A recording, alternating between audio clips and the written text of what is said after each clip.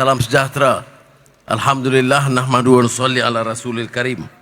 Saya berikan sedikit pengantar saja sebelum kita adakan majlis perbincangan. Afiah boleh berdiri sini boleh ya? Tak penat? Boleh berdiri sini? Boleh? Okey. Sudah Menteri Besar saya Saifuddin Syahri.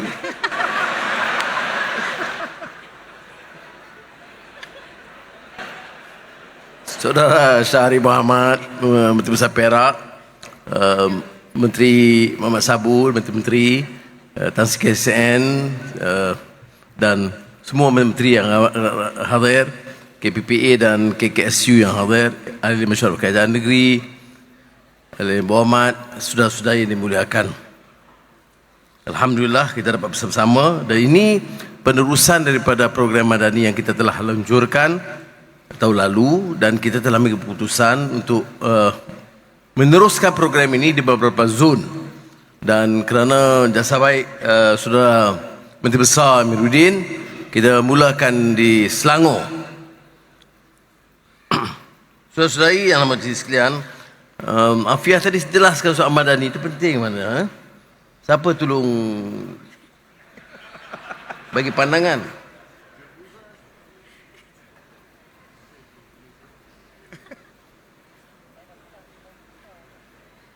Okay. Baik, itu rahsia Baik. Maknanya konsep Madani ini, ya betul, dia ada asas kepada keyakinan kita.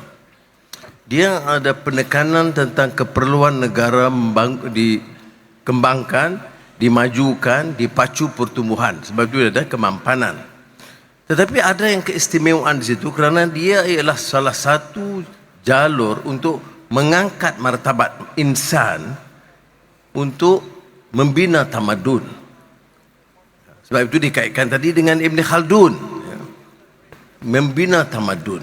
Tapi membina tamadun itu bermakna ada keyakinan, ada ihsan, ada kemanusiaan, ada sistem kenegaraan. Dia bukan kelompok. Satu kelompok, satu wilayah, satu kaum, satu suku tidak boleh membina tamadun bangsa. Tamadun itu dibina dengan kekuatan raksasa semua. Asasnya keyakinan. Kalau kita agama, nilai yang baik, pertimbangan kemanusiaan. Tidak ada masyarakat yang dipinggirkan, diketepikan, tetapi mengangkat martabat dan darjat kemanusiaan itu. Ya. Kerana itu juga jaminan Allah SWT dalam Al-Quran. Allah angkatkan darjat kemanusiaan. Walaqad karramna bani Adam. Jadi saya harap kita faham hal ini. Tetapi menghadapi masalah semasa, kita tahu tak boleh Malaysia ini terangkat kalau kita tidak maju dari segi ekonomi. Dan tidak mungkin naik ekonomi kalau diurus dengan cacat merba. Diletakkan orang-orang yang tugas dia mengkaut harta kekayaan rakyat. Dia mesti tentukan nilai itu bermula dari pimpinan. Bila masuk pimpinan ini bukan Perdana Menteri saja. Dari Perdana Menteri sampai ke pegawai daerah sampai ke penghulu. Barulah boleh kita bangunkan negara kita. Saya harap dengan semangat dan konsep ini, kita bawa suatu natijah kefahaman baru. Bahawa tidak ada sebab mengapa Malaysia ini tak boleh terkenal hebat semula. Tidak ada sebab mengapa anak-anak kita, cucu kita macam Afiah tidak lebih terjamin masa depan mereka. Bagaimana boleh terjamin kalau negara kita itu mendatar puluhan tahun, kalah dari segi persaingan dengan negara baru. Ini menuntut adanya anjakan perubahan. Ya. Cara kita kerja, dasar yang kita tentukan, sikap kita, ini kita harus sedia ubah. Dulu kita pernah bicara soal revolusi mental, ya, tak ada salahnya. Tetapi seringkali pimpinan bila bercakap revolusi, tukar sikap, itu suruh orang lain. Pemimpin kekal cara yang sama. Sakaum guna kedudukan untuk mengaut kekayaan.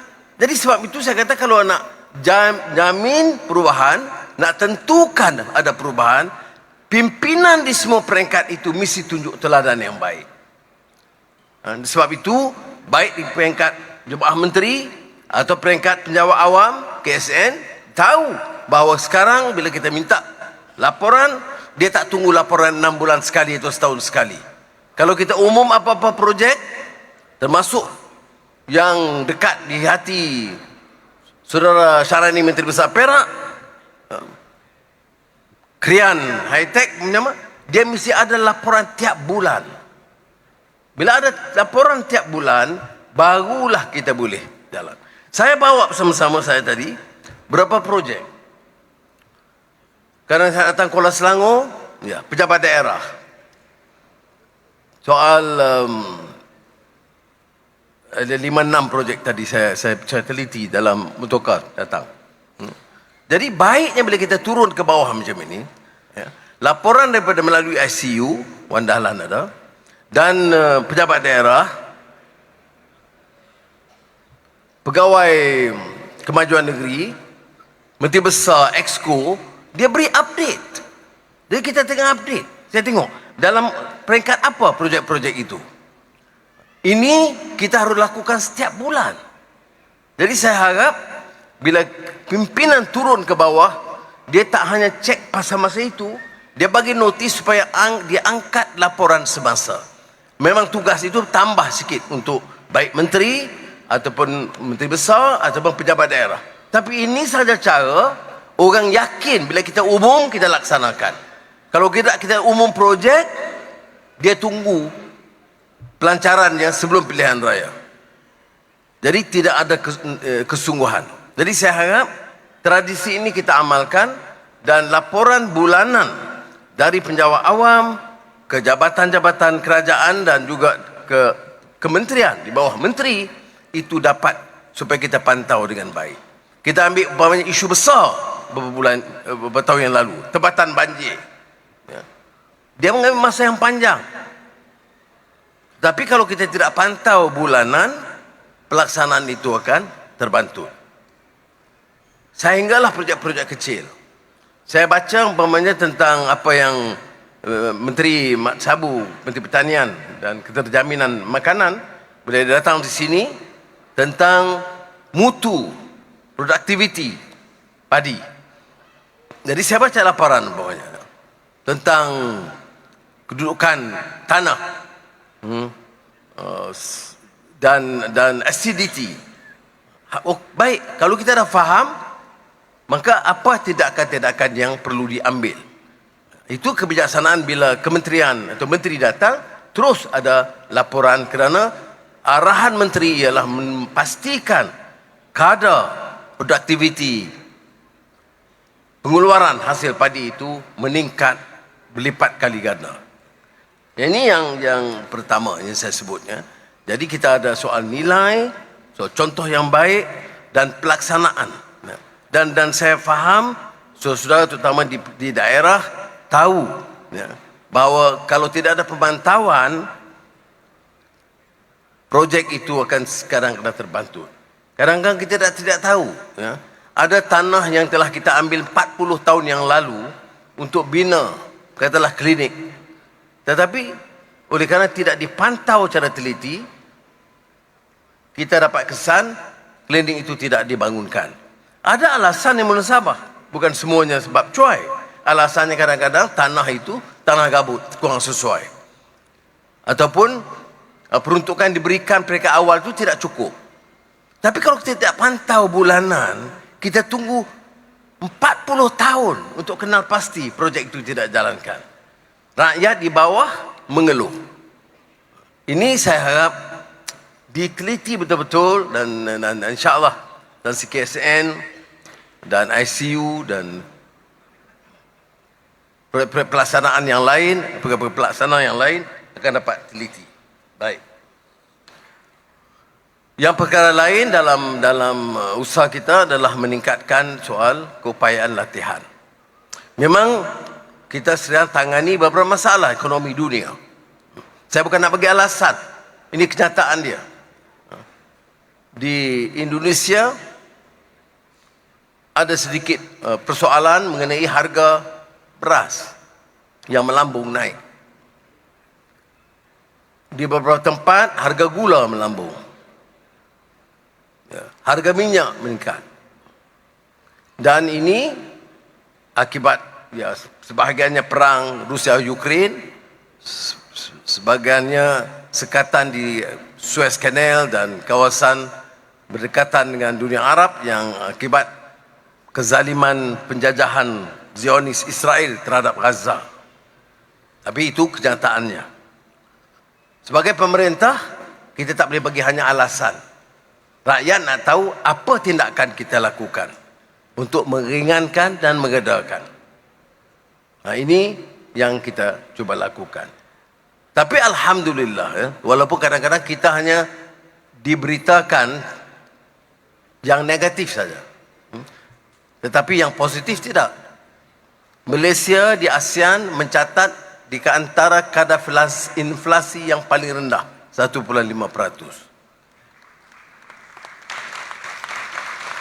Dan di ASEAN kadar pengangguran yang menurun, 35%. Di ASEAN dan dalam sejarah Malaysia, pelaburan domestik dan asing tertinggi dalam sejarah Malaysia sejak merdeka.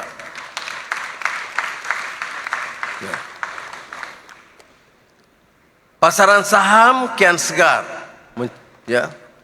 Jadi ini yang positif. Kita hadapi masalah kejatuhan nilai ringgit yang juga menimpa yen Jepun, renminbi China dan semua currency mata wang negara ASEAN melainkan Singapura. Apa langkah yang kita ambil? Kita ada pilihan. Orang-orang yang tegur kita soal nilai ringgit, dia minta kita selesaikan. Ada cara selesaikan yang ditentukan oleh semua pakar-pakar kewangan antarabangsa. Bila ringgit atau mata wang jatuh, kita naik kadar faedah. Tapi kita bincang juga, walaupun ini bidang kuasa bank negara, kalau naik kadar faedah, yang pinjam pinjaman untuk kenderaan, pinjaman rumah, peniaga-peniaga kecil yang pinjam dari bank, semua naik jumlah hutang mereka. Jadi kadang-kadang untuk saya, apalagi untuk bank negara, dia kena fikir nak kuatkan ringgit dengan naik OPR kadar faedah, ataupun nak imbangi supaya ringgit jangan terlalu jatuh dan peniaga-peniaga dan peminjam tidak terbeban dengan hutang yang bertambah. Kalaulah katalah satu keadaan seperti mana kita hadapi dulu 98, ringgit jatuh, inflasi mencongak naik ke atas, pelaburan terhenti, dalam keadaan begitu apa pilihan? Naiklah kadar faedah. Tapi sekarang ini ringgit turun, inflasi turun, pelaburan naik besar. Fikirkan, tengok, tahun 2023 pelaburan tertinggi dalam sejarah Malaysia. Ini suatu keadaan pencapaian luar biasa. Ini bukan kerja Anwar, ini kerja seluruh tim pasukan kita. Bukan saja menteri-menteri, termasuk menteri MITI, tetapi juga pegawai-pegawai. Ada orang kata pelaburan ini maknanya MITI, Matrik, betul. Dan juga Kementerian Luar. Kerana semua ini menyebabkan orang yakin politik Malaysia stabil, dasarnya jelas. Dan bila politik itu stabil, dasar kita jelas. Dasar ekonomi apa? Ekonomi mana ni? Apa dia? Transformasi digital, penekanan tentang security makanan, transisi tenaga. Bila kita sebut ini semua, orang nak melabur, dia tahu dasar kita. Dan dia tahu dasar ini kekal insya-Allah sekurang-kurangnya untuk 4 tahun lagi sehingga pilihan raya akan datang. Dan ini menyebabkan pelabur menaruh keyakinan. Tadi ada keluar rencana di Financial Times London. Dia temu bual dengan saya sebab dia kata Anwar sekarang ini Malaysia nampak mirip sikit ke China, ke negara China. Saya jawab, Malaysia mesti buat keputusan dasar yang mementingkan kepentingan negara dan rakyat Malaysia. Kita berkawan dengan semua, dengan Barat, dengan Timur, dengan Amerika, dengan China. Tetapi jangan mana-mana negara nak arah kita, kamu boleh kawan dengan orang ini, jangan kawan dengan negara itu. Negara ini merdeka dan berdaulat dan bebas untuk menentukan dasar dia. Itu jawapan saya kepada mereka dan diterbitkan dalam Financial Times. Jadi, apa lagi masalah yang dibangkitkan oleh rakyat?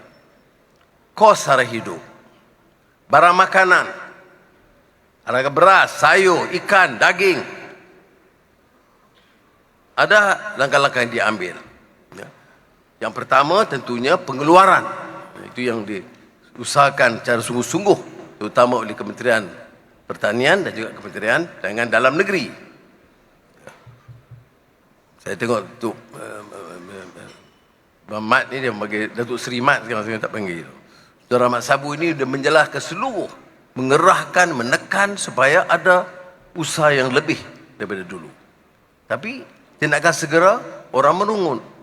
Jadi kita kena cari kaedah-kaedah bagaimana. Sebab itu ada agro madani, ada jualan rahmah, ada program yang jualan madani. Ini semua asalkan boleh kurangkan harga barang. Ya. Kerana kadang-kadang soal pemasaran, kadang-kadang yalah banyak masalah. Jadi itu yang kita lakukan sedaya upaya, dan saya ucap terima kasih kepada semua jentera kerajaan, pegawai dan pengusaha dan peniaga-peniaga kecil yang bantu untuk menjayakan program-program membantu masyarakat.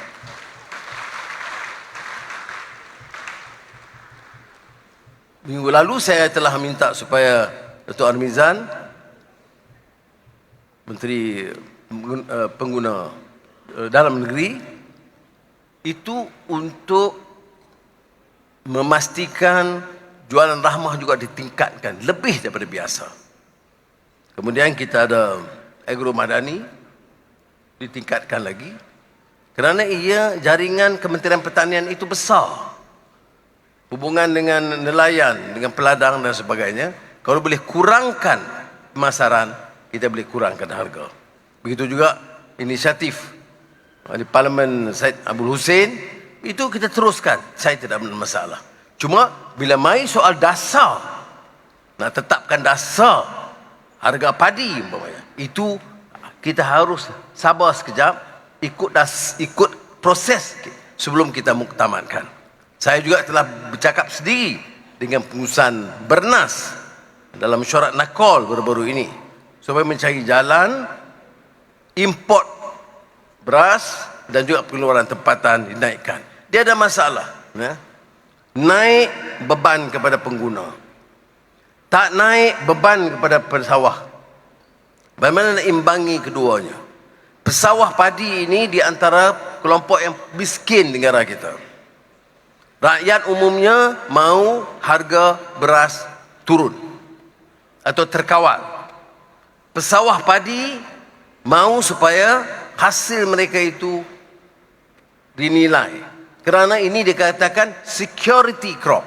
Maknanya kalau semua tak mau tanam padi, dia tukar lain untuk mendapat pendapatan yang lebih, negara menghadapi risiko keselamatan. Jadi keselamatan makanan itu bergantung kepada pesawah-pesawah padi. Jadi kerajaan harus imbangi, dan saya bagi tempoh kepada kementerian dan Nakol untuk memuktamadkan isu terutama harga padi pada 20 Mac. Saudara-saudari yang hormati sekalian, saya cuma harap majlis-majlis seperti ini dibantu, dan saya tak sebut PDRM dan koperasi, Koskom, semua JPJ yang menyebabkan rakyat, bukan saja di Kuala Selangor, di Selangor, di Negeri Sembilan dan terutama di Perak, datang berkunjung kerana dia lihat semangat madani itu wujud di peringkat sebawah. yaitu memudahkan pendaftaran, memudahkan pembayaran, meringankan beban rakyat. Saya ucap terima kasih setinggi-tingginya kepada semua yang terlibat. Ini bertambah meyakinkan saya bahawa sekiranya kita bagi jalur yang baik, peringatan yang baik, termasuk bonus malam yang baik,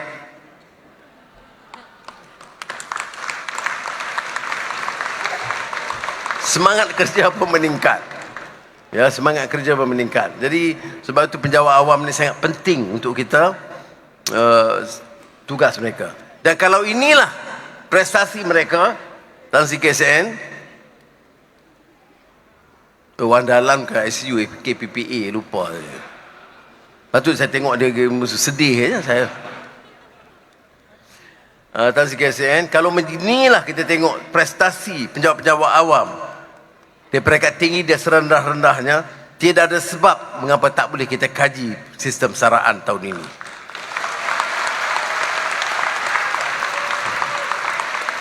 Walaupun sudah harus tahu ada kekangan keuangan, ada masalah ekonomi, tapi kita mesti cari jalan kerana sudah lebih 10 tahun tidak ada perubahan, kajian semula dan peningkatan sistem saraan kerajaan ni, penjawat awam. Maka insya-Allah kawan-kawan di JPA, KSN, dan insya-Allah saya bentangkan kepada jemaah menteri, kita sangat prihatin, dan dengan prestasi ini tidak ada sebab mengapa tidak dapat kita segerakan pelaksanaannya, insya-Allah. Sekali lagi terima kasih, dan saya dengan lafaz bismillahirrahmanirrahim merasmikan program Madani Rakyat bersama-sama dengan Afiah. Boleh Afiah sebut? Sebut kata dengan ini. Sekejap.